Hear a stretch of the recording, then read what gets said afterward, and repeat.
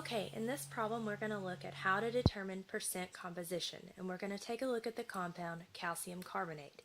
I've given you the name of it, but we need to come up with the formula. And the formula for calcium carbonate is CaCO3, because calcium has a +2 charge, carbonate, which is CO3, has a -2 charge. Those charges cancel each other out, so my formula would be CaCO3. And calculating percent composition, you're essentially taking a part of something, dividing it by the whole, multiplying that by 100, and that will give you the percent composition. So for instance, say I want to know what percent of calcium carbonate is actually calcium. What part of CaCO3 is actually calcium? How we're going to do this, we're going to use a few steps. Step number 1, you're going to add up the molar mass of the entire compound, and that means you have to take every single element into account. So I have to take calcium into account, carbon into account, and 3 oxygens. Okay, so looking at my periodic table, I can see that calcium's atomic mass is 40.08.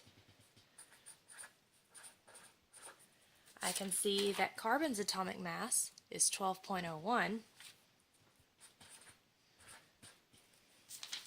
And I can see that oxygen's atomic mass is 16, but I know that I have 3 oxygens in this formula, so I need to multiply 16 by 3.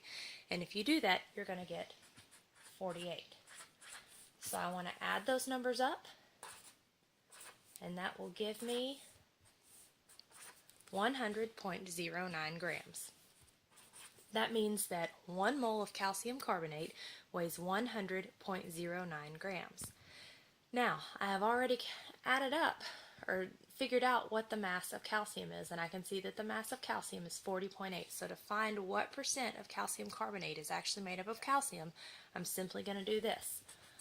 40.08 divided by 100.09.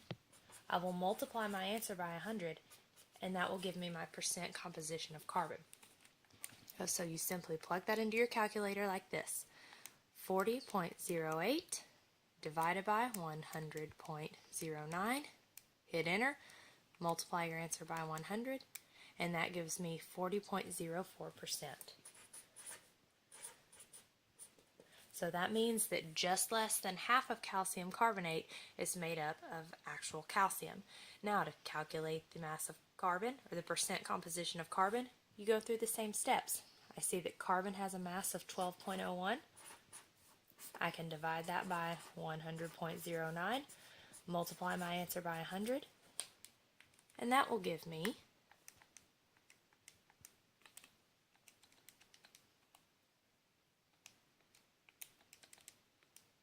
11.999%. You're safe to go on ahead and round that up to 12% because we're not too worried about significant figures only in these percent composition problems.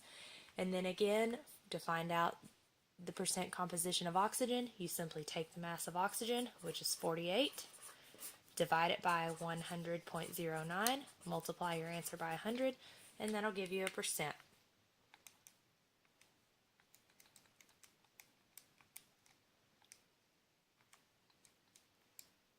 And it looks like 47.96%. And if you want to double check your work, you can add up those 3% and make sure that they hit pretty close to 100. And let's do that. We have 40.04 plus 12 plus 47.96. And look at that, it adds up to exactly 100%. So your answer here is correct. And again, this is how to determine percent composition of an element within an actual compound.